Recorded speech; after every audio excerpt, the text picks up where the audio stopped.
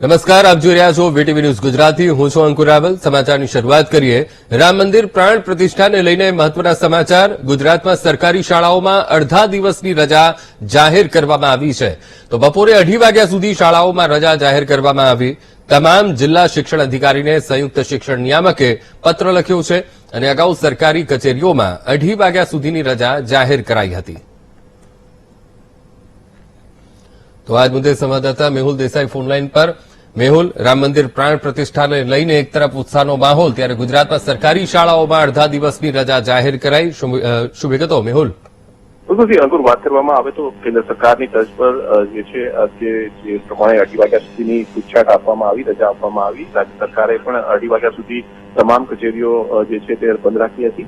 શાળાઓ અને શૈક્ષણિક જે કાર્ય છે તેને લઈને હજુ સુધી કોઈ નિર્ણય થયો ન હતો, પરંતુ સંયુક્ત જે શિક્ષણ નિયામક છે તેમણે તમામ જિલ્લા શિક્ષણ અધિકારીઓને પત્ર લખીને આ સંદર્ભે જાણ કરી છે. કેન્દ્રની તર્જ પર જ તમામ જે શાળાઓ અને શૈક્ષણિક કાર્ય થતું હોય તે જગ્યાએ શાળાઓની અંદર બપોરે 2:30 વાગ્યા સુધી જે છે તે બંધ રહેશે આ શૈક્ષણિક કાર્ય, અને તે સંદર્ભે સત્તાવાર જાણકારી જે છે તે તમામ જિલ્લા શિક્ષણ અધિકારીઓને આપી દેવામાં આવી છે. અને જોકે અનેક શાળાઓ એવી છે કે સવારથી જે શાળાઓ જે છે તે સંપૂર્ણપણે બંધ રહે છે, ત્યારે બપોરનું જે શિક્ષણ કાર્ય છે તે બપોરે 2:30 વાગ્યા સુધી બંધ રાખવામાં નિર્ણય કરવામાં આવ્યો છે. તો કેટલીક શાળાઓએ સંપૂર્ણ દિવસની રજા પણ અંકુર જે છે તે જાહેર કરી છે, પરંતુ જે શિક્ષણ કાર્ય જે છે તેને લઈને જે સત્તાવાર જે જાણકારી જે છે તે હવે મળી ચૂકી છે અને સ્પષ્ટતા થઈ ચૂકી છે કે 2:30 વાગ્યા સુધી શિક્ષણ કાર્ય જે છે તે બંધ રહેશે.